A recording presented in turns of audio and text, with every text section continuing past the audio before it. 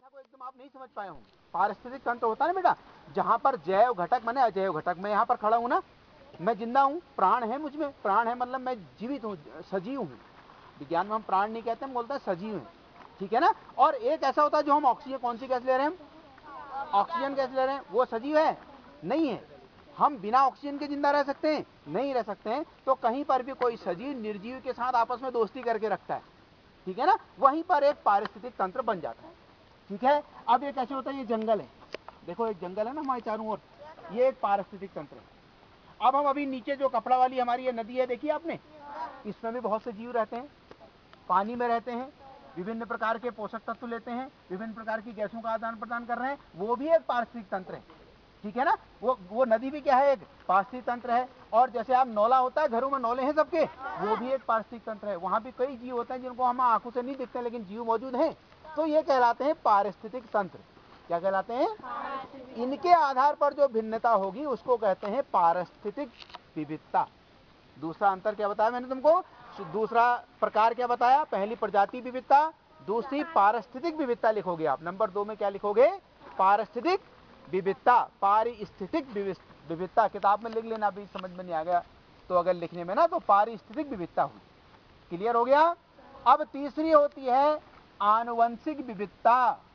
क्या होती है, आनुवंशिक विविधता होती है ना। आनुवंशिक समझते हो आप, किसी कोई बताएगा आनुवंशिकता किसे कहते हैं, आनुवंशिकता किसे कहते हैं, कोई बताएगा। देखो ऐसा होता है ना, डीएनए के आधार पर जो विविधता होती है। अभी मैं खड़ा हूं ना, ये पांडे सर खड़े हुए हैं, खड़े हैं ना पांडे सर। पांडे सर जो अभी आपको बहुत हंसाएंगे, मैं तो थोड़ा दिमाग में जोर डाल रहा हूँ आपके। पांडे सर आपका पूरा जो रिफ्रेशमेंट कहते हैं वो करेंगे अभी, ठीक है ना। तो आप देखिए इनमें और मेरे में अंतर है, बहुत अंतर है ना, बहुत ही अंतर है। ये बाल हाल मेरे कुछ नहीं है ऊपर, इनके देखिए बढ़िया बाल हैं, ठीक है ना। और इनका मुंह अलग है, मेरा मुंह अलग है, मेरे शरीर का ढांचा अलग है, इनके शरीर का ढांचा अलग है। इस विविधता को बोलते हैं आनुवंशिक विविधता। दो जीव जाति है कि मनुष्य हम दोनों, लेकिन मनुष्य होकर भी हम में क्या है, अंतर है। आप देखते होंगे कोई बच्चा होता है, उसकी आंखें थोड़ा कंजी कंजी होती हैं, सफेद सफेद टाइप की, देखिए वो तुम्हारे साथी लोग भी होंगे, होती नहीं होती ऐसी। और किसी की कैसी होती है, बिल्कुल काली होती है हमारी तरह, अंतर होता नहीं। अभी मेरे बगल में वो क्या बोलते हैं, इंग्लैंड का कप्तान कौन है भाई आजकल, ये देखो सब जानते हैं क्रिकेट में, वो मेरे बगल में खड़ा हुआ कैसा दिखेगा, वो एकदम क्या है, गोरा, और मैं कैसा हूँ, काला, ठीक है ना। काला नहीं हूं तो उससे कम गोरा हूं, ठीक है ना। तो उसमें और मेरे उसमें क्या है, अंतर है। ये जबकि वो भी आदमी है, मैं भी आदमी हूं, ये विविधता कहलाती है, कौन सी विविधता। अब इन तीनों को जब मिला दिया जाता है, इन तीनों की संपूर्णता ही जैव विविधता कहलाती है। समझ में आ गई बात।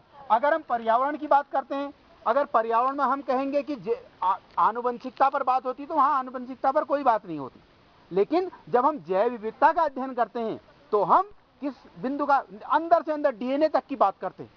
जो हमारी आनुवंशिक इकाई है डीएनए, आनुवंशिक इकाई तक हम बात करते हैं, जबकि पर्यावरण में ऐसा नहीं होता है। वो बहुत बड़ा, एक बहुत बड़ा विस्तृत रूप है पर्यावरण, और उसके सूक्ष्म रूप को अध्ययन करने वाली शाखा क्या कहलाती है, जैव विविधता। अब हम आपको बताएंगे, ये थोड़ा फिर बाकी जो टॉपिक है, इसमें बहुत से लोगों ने अपने विचार रखे हैं, कई थ्योरीज हैं, लेकिन उतना अभी आपके बुद्धि लब्ध से ऊपर है।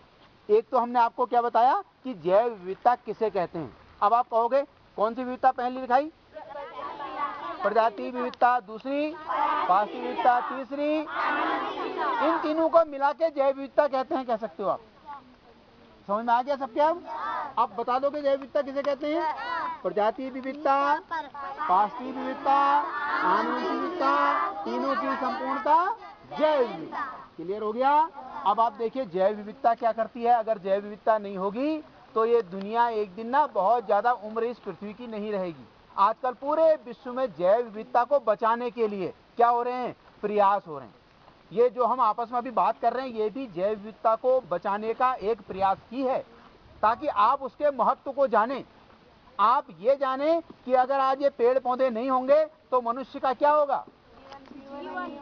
अब हम किसकी बात सोचते हैं, अपनी ही सोचते हैं, ठीक है ना। इसको बोलते हैं हम ह्यूमन सेंट्रिक कहते हैं। ह्यूमन सेंट्रिक हमारी जो सोच है वो कहां तक है, मनुष्य तक। मनुष्य औरों की कहीं नहीं सुनता है, ठीक है ना। अब जबकि हमारी सोच कैसी होनी चाहिए,